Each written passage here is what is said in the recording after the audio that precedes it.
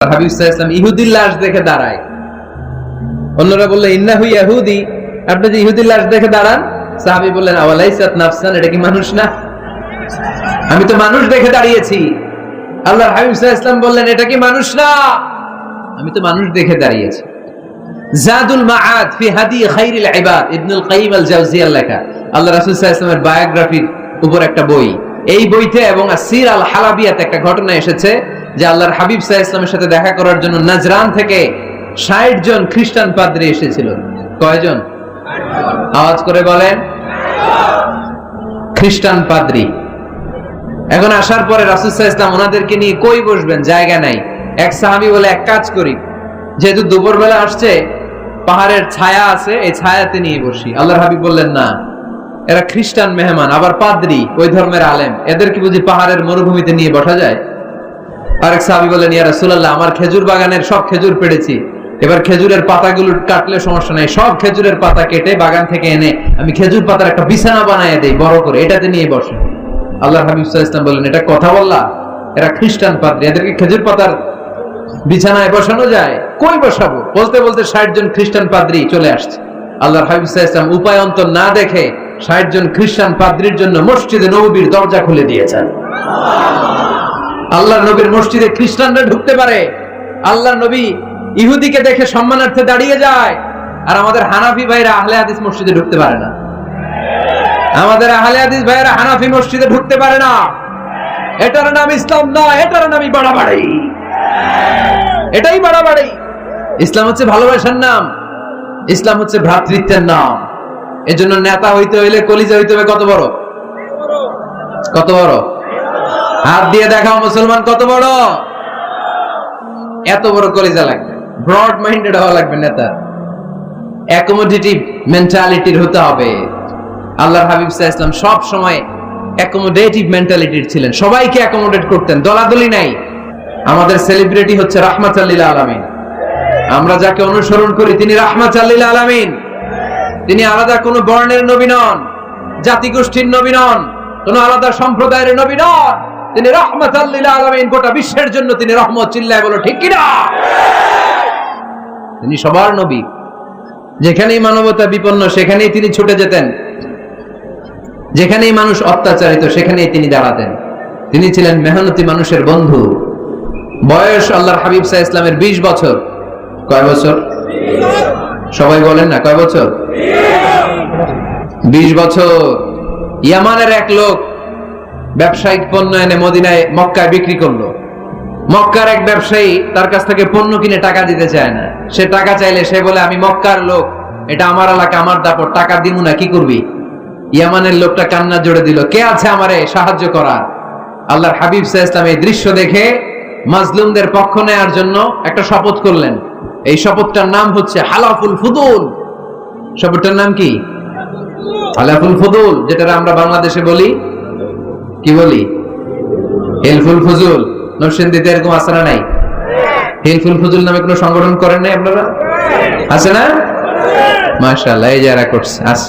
আল্লাহর হাবিব সাল্লাল্লাহু আলাইহি ওয়াসাল্লাম হালাফুল ফুজুল করেছেন, হাতে হাত রেখে শপথ করলেন যে মক্কার জমিনে কোনো টেন্ডারবাজি চলবে না, কোনো চাঁদাবাজি চলবে না, কোনো অন্যায় চলবে না, দুর্বলের উপর সবলের অত্যাচার চলবে না। যারাই মাজলুম হবে হাতে হাত রেখে আমরা তাদের সাথে দাঁড়িয়ে যাব। এরকম টেন্ডারবাজি বন্ধ করার দরকার আছে না নাই? চাঁদাবাজি বন্ধের দরকার আছে না নাই? ইসলাম সবসময় জঙ্গিবাদের বিরুদ্ধে, ইসলাম সবসময় মাদকের বিরুদ্ধে। ইসলাম যারা হকের বিপক্ষে, যারা মানুষের কষ্টের কারণ হয়, যারা জুলুমবাজ, এরা হচ্ছে জঙ্গি। আর যারা সত্যের পক্ষে এরা মুজাহিদ। ঠিক কিনা? আচ্ছা দেখি আপনাদের কমন সেন্স কতটুকু। আল্লাহর হাবিব যদি সবচেয়ে বড় মুজাহিদ হয়, তাহলে আল্লাহর হাবিব সাল্লাল্লাহু আলাইহি ওয়াসাল্লামের সময়ের সবচেয়ে বড় জঙ্গিটার নাম কি? আবু জাহেল। ঠিক কিনা? মুসা আলাইহিস সালাম ছিলেন মুজাহিদ, তার মানে ওনার সময়ের সবচেয়ে বড় জঙ্গিটার নাম কি? ইব্রাহিম আলাইহিস সালাম ছিলেন মুজাহিদ, ওনার সময়ের সবচেয়ে বড় জঙ্গির নাম কি? এখনো যারা কোরআনের পক্ষে, ইসলামের পক্ষে, আমার নবীর পক্ষে, এরা এক একটা মুজাহিদ। আর যারাই কোরআনের বিপক্ষে এরা এক একটা জঙ্গি। এরাই জঙ্গি। ডেফিনেশন খুব সহজ। যারা হকের পক্ষে মুজাহিদ, যারা কল্যাণের পক্ষে এরা মুজাহিদ, যারা হকের বিপক্ষে এরা জঙ্গি। এই জঙ্গিবাদের কবর রচনা করার জন্য আল্লাহ তাআলা জিহাদকে ফরজ করেছেন। এজন্য জিহাদ আর জঙ্গিবাদকে কখনো গোলানো যাবে। আল্লাহর হাবিব সাল্লাল্লাহু আলাইহি ওয়াসাল্লাম ছিলেন মেহনতি মানুষের বন্ধু। মেহনতি খেটে খাওয়া মানুষকে আমার নবী এত ভালোবাসতেন যে বিদায় হজের মতো এত গুরুত্বপূর্ণ ভাষণেও বাদ যায়নি খেটে খাওয়া মানুষের কথা। তিনি বলেছেন, আরে কাআকুম আতঈমুহুম মিম্মা তাকুলুন ওয়াকসুহুম মিম্মা তালবিসুন। খবরদার, তোমাদের অধীনস্থ কর্মচারীদের সাথে খারাপ আচরণ করো না। তোমরা যা খাবে তাদেরও তা খেতে দিও, তোমরা যা পরবে সেখান থেকে তাদেরকেও পোশাকের ব্যবস্থা করে দিও। মেহনতি মানুষের কথা বিষ্ণুনবী বিদায় হজের ভাষণেও বলেছেন, ঠিক কিনা? তার মানে আমার নবী কি ন্যারো মাইন্ডেড ছিলেন না ব্রড মাইন্ডেড? আওয়াজ করে বলতে হবে, ন্যারো মাইন্ডেড না ব্রড মাইন্ডেড? Broad minded. আল্লাহর হাবিব সাল্লাল্লাহু আলাইহি ওয়াসাল্লাম কোথাও গেলেই মক্কার লোকেরা খুশি হয়ে যেত, বলতো যা আমিন রাদিনা বিহ। আরে আমিন আসছে, আল আমিন as-সাদিক আল আমিন, সত্যবাদী এসেছে। ওয়া আনজির আশীরাতাকাল আখরাবিন। হে নবী মুহাম্মদ, তুমি তোমার নিকট আত্মীয়দেরকে এবার জাহান্নামের ভয় দেখাও। মক্কায় যখন এই আয়াত নাজিল হলো, আল্লাহর হাবিব সাল্লাল্লাহু আলাইহি ওয়াসাল্লাম সাফা পাহাড়ের উপরে উঠে ডাক দিলেন, ও কুরাইশের লোকেরা, ও হাশিমি খানদানের লোকেরা, ও আমার বংশের লোকেরা। ডাক দেওয়ার সাথে সাথে সব লোক, কারণ কণ্ঠটা চিনা, সবাই বুঝতে পারছে এটা মুহাম্মদ সাল্লাল্লাহু আলাইহি ওয়াসাল্লামের কণ্ঠ। মক্কার সব লোকেরা, ইসলামের একেবারে প্রাথমিক যুগের কথা শোনাচ্ছি, তখনও তিনি বেশি দাওয়াতি কার্যক্রম শুরু করেন নাই। উনি বললেন, ও আমার হাশিমি খানদানের লোকেরা, ও আমার আত্মীয়রা। বিষ্ণু ইসলামের কণ্ঠ ছিল পরিচিত, সবাই বের হয়ে আসে, এসে বলল, মুহাম্মদ কেন ডেকেছো?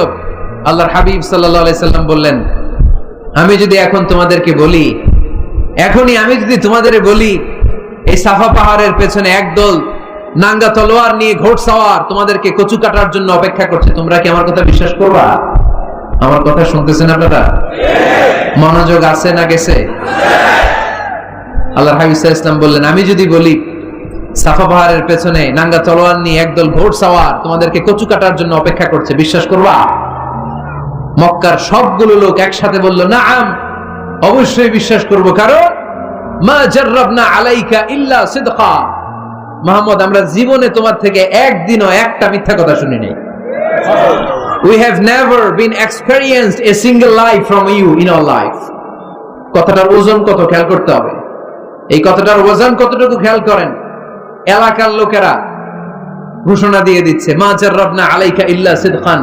We have never ever experienced a single lie from you. আমরা আমাদের জীবনে কোনোদিন তোমার থেকে একটা মিথ্যা কথা শুনি নাই, তাই তুমি যাই বলবা তাই বিশ্বাস করো। সুবহানাল্লাহ কইতে পারলেন না? চিন্তা করছেন এলাকাবাসীর মন্তব্য বিষ্ণু ঈসা ইসলামের ব্যাপারে কত দামি মন্তব্য। এই এক মন্তব্যে বিগত 40 বছরের সার্টিফিকেট আছে, চিল্লায় বলেন ঠিক কিনা? বিগত 40টি বছর আমার নবী মক্কায় বড় হয়েছেন, মক্কায় ভেড়া চড়িয়েছেন, আম্মা জান খাদিজার আন্ডারে ব্যবসা করেছেন। বিশ্বনবী সব ছিল এই মক্কাবাসীদের সাথে। এই মক্কাবাসীরা এক বাক্যে বিগত 40 বছরের সার্টিফিকেট দিয়ে দিলেন, we have never ever been experienced a single lie from you Muhammad, মা জাররাবনা আলাইকা ইল্লা সিদকান। আমরা জীবনে বিগত 40 বছরে তোমার থেকে একটা মিথ্যা শুনি নাই, তাই তুমি যাই বলবা তাই বিশ্বাস করো। সুবহানাল্লাহ। এত আস্তে?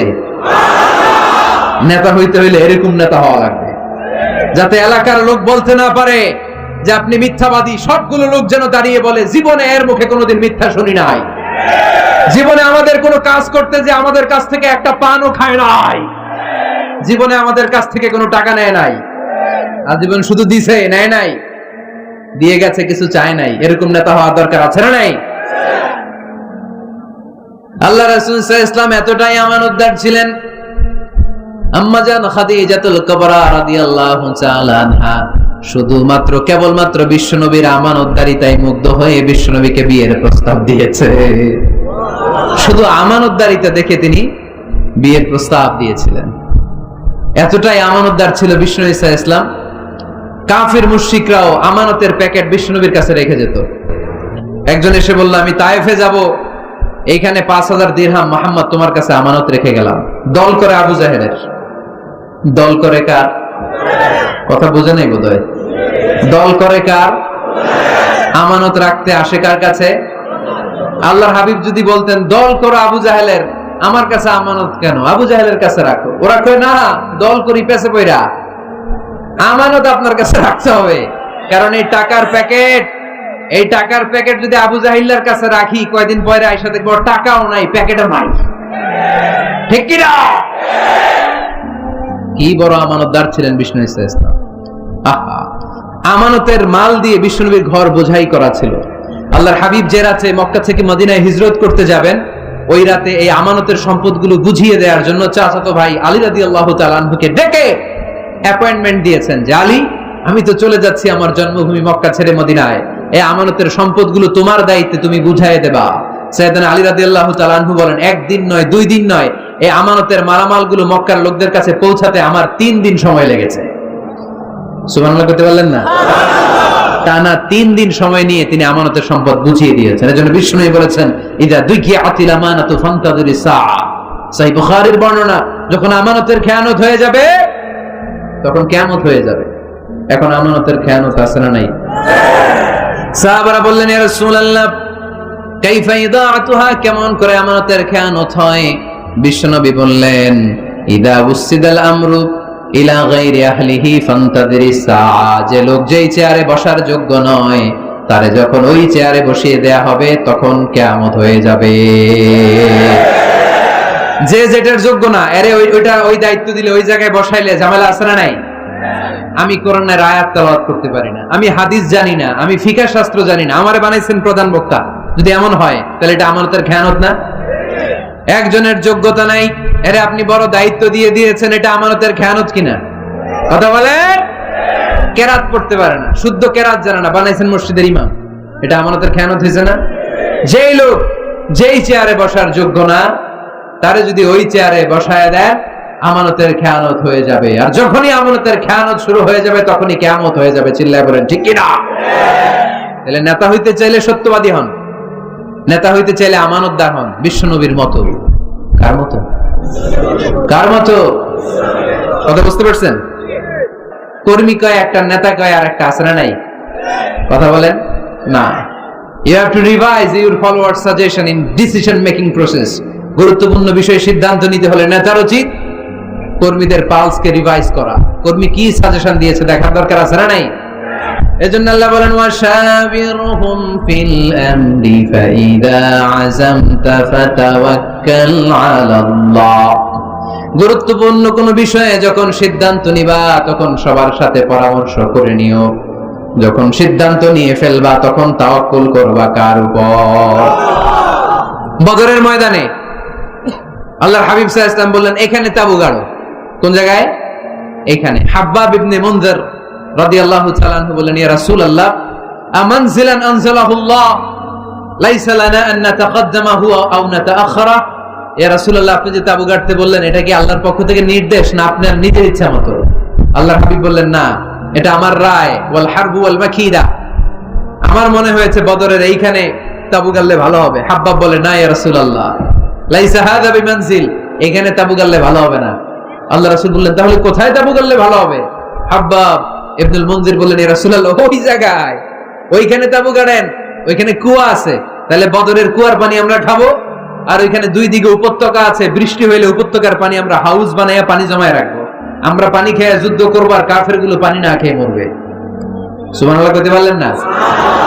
বিষ্ণু বললেন, আরে তাই তো, তাই তো, হাব্বাব যা বলেছে এটাই তো ঠিক, ওইখানে তাবু গাড়তে হবে, এইখানে নয়। আওয়াজ করে কোন আল্লাহু আকবার। কি লিডার ছিলেন, কি নেতা ছিলেন! মুহূর্তের মধ্যে নিজের সিদ্ধান্ত বাদ দিয়ে কর্মীর সিদ্ধান্তে সিদ্ধান্ত নিয়েছেন। সুবহানাল্লাহ পড়েন। খন্দকের পরীক্ষা করণের সময় সেই রোম থেকে ছুটে আসা সালমান আল ফারিসি, ইরান থেকে ছুটে আসা সালমান আল ফারিসি পরীক্ষা করণের কথা বললেন।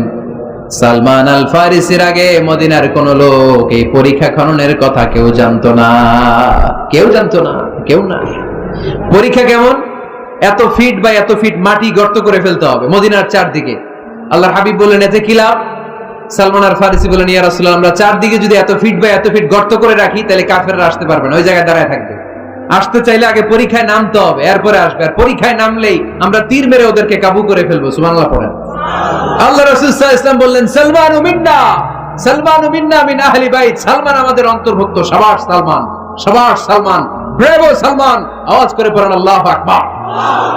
মুহূর্তের মধ্যে নিজের সিদ্ধান্ত বিশ্বনবী সাল্লাল্লাহু আলাইহি ওয়াসাল্লাম বাদ দিয়ে সাইয়েদনা সালমান রাদিয়াল্লাহু তাআলা আনহু যে সিদ্ধান্ত দিয়েছেন, যে পরামর্শ দিয়েছেন, ওই পরামর্শ নিয়েছেন। তার মানে নেতা যদি হতে হয়, a true leader, a charismatic leader যদি আপনি হতে চান, আপনার কর্মীদের পরামর্শের গুরুত্ব আপনার কাছে থাকার দরকার আছে না নাই? আল্লাহর হাবিব সাল্লাল্লাহু আলাইহি ওয়াসাল্লামকে কূটনৈতিক জ্ঞান দিয়ে আল্লাহ তাআলা এমন প্রজ্ঞাবান করেছেন, গোটা বিশ্বের সব কূটনীতি এক পাল্লায়। আমার বিশ্বনবীর কূটনীতি যদি আরেক পাল্লায় রাখা হয়, বিশ্বনবীর কূটনীতি আর প্রজ্ঞার ওজন ভারী হয়ে যাবে। He was a very good mediator. আল্লাহ রাসূল সাল্লাল্লাহু আলাইহি ওয়াসাল্লাম খুব ভালো মধ্যস্থতা করতে পারতেন। সুবহানাল্লাহ কইবেন না? মিলায়ে দিতে পারতেন। কি করতে পারতেন? কাবা ঘরের 4টা কর্নার, একটা কর্নারের মধ্যে হাজারে আসওয়াদের পাথর রাখা হয়, এটাকে বলা হয় আর রুকনুল হাজারিল আসওয়াদ। এই হাজারে আসওয়াদের পাথরটা এটা জান্নাতি পাথর। কিয়ামতের দিন আল্লাহ এই পাথরে 2টা চোখ দিবে, একটা জিহ্বা দিবে। এই পাথর কথা বলবে। এই পাথর বলবে, আল্লাহ এই লোকটা আমার গায়ে চুমু দিয়েছিল, তারে তুমি জান্নাতে ঢুকায় দাও। এই হাজারে আসওয়াদের পাথরটা কাবা নির্মাণের সময় কে পাথরটাকে তুলে কাবা ঘরের ভেতরে রাখবে, এই নিয়ে মক্কার নেতাদের মধ্যে কিলাকিলি। নেতাদের মধ্যে কি কিলাকিলি? কারণ এটা অনেক সম্মানের ব্যাপার। সব নেতারা ঘোষণা দিল, কাউকে আমরা এই সম্মান দিতে চাই না। হাজারে আসওয়াদের পাথর কে কাবা ঘরের ওই কর্নারে রাখবে, এই নিয়ে মারামারি। 4 মহান নেতা বলল, আমরা রাখবো। প্রত্যেক নেতা বলে, এই সম্মান আমরা কাউরে দিব না। রক্তের বন্যা বয়ে যাবে মক্কায়, কিন্তু ওই সম্মান কাউরে দিব না। এই দলের নেতা বলে, আমি রাখবো। ওই দলের নেতা বলে, আমার নিজ হাতে উঠি আমি রাখবো। ওই দলের নেতা বলে, না আমি রাখবো, অন্য কাউরে এই সম্মান দিব না। কিলাকিলি আছে না নাই? কেউ সমাধানে বসতে পারে না। সর্বশেষে এক মুরব্বী সমাধান দিয়েছে, আগামীকাল এই মসজিদুল হারামের এই দরজা দিয়ে সর্বপ্রথম যে ঢুকবে সে সমাধান দিবে। সবাই রাজি হয়ে গেল। এরপরের দিন দেখা গেল ওই রাস্তা দিয়ে, ওই দরজা দিয়ে সর্বপ্রথম বিশ্বনবী প্রবেশ করেছে।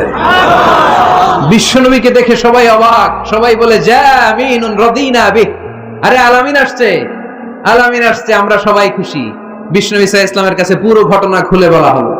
বিশ্বনবী সাল্লাল্লাহু আলাইহি ওয়াসাল্লাম দেখেন কিভাবে কূটনৈতিক ওনার জ্ঞান, কনফ্লিক্ট রিজলভিং অ্যাবিলিটি, বিরোধ নিষ্পত্তি কিভাবে তিনি করতেন, কিভাবে তিনি হি ওয়াজ এ ভেরি গুড মিডিয়েটর, মধ্যস্থতাকারী কেমন ভাবে তিনি করতেন।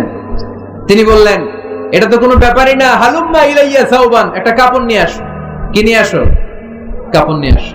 কাপড় নিয়ে আসা হলো। আল্লাহর হাবিব সাল্লাল্লাহু আলাইহি ওয়াসাল্লাম বললেন, 4 নেতা কাপড়ের 4 কর্নারে ধরো। 4 নেতা এবার কাপড়ের 4 কর্নারে ধরলো। বিশ্বনবী সাল্লাল্লাহু আলাইহি ওয়াসাল্লাম নিজ হাতে হাজরে আসওয়াদের পাথরটা তুলে কাপড়ের মধ্যে রাখলেন। পড়েন সুবহানাল্লাহ। এবার আল্লাহর হাবিব বললেন, আমি আগে আগে যাই, আমার পিছনে পিছনে চলো।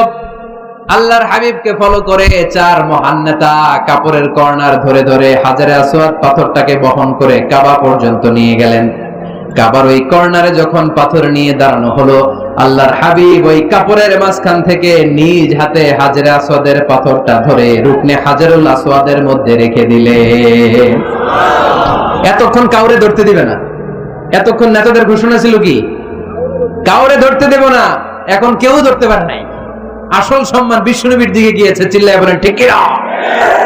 এভাবে তিনি কনফ্লিক্ট রিজলভ করতেন। সহিহ বুখারীতে একটা কিতাব আছে, কিতাবুস সুলহ, সন্ধির অধ্যায়। বাবু কওলিল ইমাম লি আসহাবিহি ইযহাবু বিনা নুসলিহ বাইনাহুম। আল্লাহর হাবিব সাল্লাল্লাহু আলাইহি ওয়াসাল্লামের একটা বিখ্যাত ডায়ালগ ছিল। কোথাও মারামারি দেখলেই আল্লাহর হাবিব সাল্লাল্লাহু আলাইহি ওয়াসাল্লাম বলতেন, আরে আমারে নিয়ে চল, আমি মিলায়ে দিব। সুবহানাল্লাহ করবেন না? আমরা কি মিলায়ে দেই না লাগায়ে দেই? আল্লাহর হাবিব সাল্লাল্লাহু আলাইহি ওয়াসাল্লাম বললেন, আলা উখবিরুকুম বিআফদালি দারাজাতিন মিনাস সিয়ামি ওয়াস সাদাকাতি ওয়ান নুসুক। নামাজ, রোজা, হজ, যাকাতের চেয়ে বড় একটা সওয়াবের কাজ আছে, ওটা কি আমি তোমাদের বলবো না? সাহাবারা বললেন, অবশ্যই বলবেন। ওই সওয়াবের কাজটা কি গো নবী? আল্লাহর হাবিব সাল্লাল্লাহু আলাইহি ওয়াসাল্লাম বললেন, ইসলাহু যাতিল বাইন। দুইজনের মধ্যে ঝগড়া আছে, তুমি ঝগড়া না লাগিয়ে দিয়ে ওই দুইজনকে মিলিয়ে দিবা। সুবহানাল্লাহ পড়তে পারলেন না? মিলিয়ে দিতে রাজি আছেন তো? আল্লাহর হাবিব সাল্লাল্লাহু আলাইহি ওয়াসাল্লাম মদিনাতে যাওয়ার আগে আউস আর খাজরাজ গোত্রের মধ্যে 120 বছরের ঝগড়া। কয় বছরের? আওয়াজ করে বলেন, কয় বছরের? কেউই থামাইতে পারে না। থামাবে কেমনে? দাদা মরার আগে ছেলেরা ওসিয়ত করছে, বাবা ওসিয়ত করে গেলাম, আমার রক্তের প্রতিশোধ নিবি। বাবা মরার আগে বলে যায়, আমারে কোপাইছিল, তোরাও কোপাবি। খালি কোপাকুপি চলবে। এই যুদ্ধ কেউ থামাতে পারে না। আল্লাহর হাবিব সাল্লাল্লাহু আলাইহি ওয়াসাল্লাম মদিনাতে এসে এক সপ্তাহের ব্যবধানে 120 বছরের যুদ্ধ থামায় দিলেন। 7 শ্রেণীর ব্যক্তিকে আল্লাহ তাআলা কিয়ামতের দিন আরশের নিচে ছায়া দিবে। এর মধ্যে এক শ্রেণীর ব্যক্তি ওই ব্যক্তি যে ব্যক্তির হৃদয়টা সবসময় মসজিদের সাথে ঝুলে থাকে, লেগে থাকে। জোহরের নামাজ পড়ে খালি টেনশন, কিরে আসরের সময় কখন হবে। আসর পরে চিন্তা করে মাগরিবে আমি কই থাকবো, তখন মসজিদ থাকবে কই, নামাজটা হবে কিনা। মাগরিব পড়ার পরে একটাই চিন্তা, ঘুমের আগে এশাটা যেন ঠিক মতো হয়, ঠিক কিনা। এরকম মুসল্লি আছে না নাই? আল্লাহর হাবিব বললেন, যারা সব সময় হৃদয়টারে মসজিদের সাথে এইভাবে লাগিয়ে রাখে, আরশের নিচে তাদেরকে সেদিন ছায়া দিবে কে? আল্লাহর আরশের ছায়া ছাড়া ওই দিন আর কোনো ছায়া থাকবে নাকি? আকাশের সূর্য মাথার কাছে নেমে আসবে, জমিনটারে তামার জমিন বানিয়ে দেওয়া হবে, জিহ্বাটা তৃষ্ণার চোটে বের হয়ে নাভি পর্যন্ত কুকুরের মতো ঝুলতে থাকবে, মানুষগুলো চিৎকার মারবে, কোনো ছায়া নাই আরশের ছায়া ছাড়া। ওই আরশের ছায়ার নিচে ওই ব্যক্তিকে আল্লাহ ছায়া দিবেন যার হৃদয়টা মসজিদের সাথে লেগে থাকে, সবসময় মসজিদের সাথে মনটা পড়ে থাকে। এরকম আছে না নাই? মসজিদে বারবার যেতে চায়। মসজিদে যাওয়ার জন্য যতগুলো কদম ফেলবেন, প্রতিটা কদমে আপনার মর্যাদা এক স্ট্যাটাস, এক তলা বাড়ায় দেয় কে? গুনাহগুলো মাফ করে দেয় কে? আবার মসজিদে যদি কোনো দিনই হালাকায় বসেন, আল্লাহর রহমত চারদিক থেকে আপনারে বেষ্টন করে ফেলে, আল্লাহর ফেরেশতারা আপনাদের জন্য দোয়া করতে থাকে। মসজিদ ঝাড়ু দিছেন কে কে? দেখি হাত তোলেন। আলহামদুলিল্লাহ। এটা সাইয়েদনা ইব্রাহিম আলাইহিস সালাম আর ইসমাঈল আলাইহিস সালামের ডিউটি ছিল। ডিউটিটা দিছিল কে? চিল্লায় বলেন কে? আল্লাহ বললেন, তাহিরা বাইতিয়া লিত-তাইফিনা ওয়াল আকিফিনা ওয়ার রুকআইস সুজুদ। খাদেম ঝাড়ু দিল কিনা, মসজিদের ফ্লোর মুছলো কিনা, মুয়াজ্জিন হুজুর মসজিদ ঝাড়ু দিল কিনা, মসজিদে বালু আছে কিনা, সবাই যে চেক করে। দায়িত্ব কি শুধু খাদেমের আর মুয়াজ্জিনের কাঁধের উপরে নাকি আমাদের কাঁধেও মসজিদ পরিচ্ছন্ন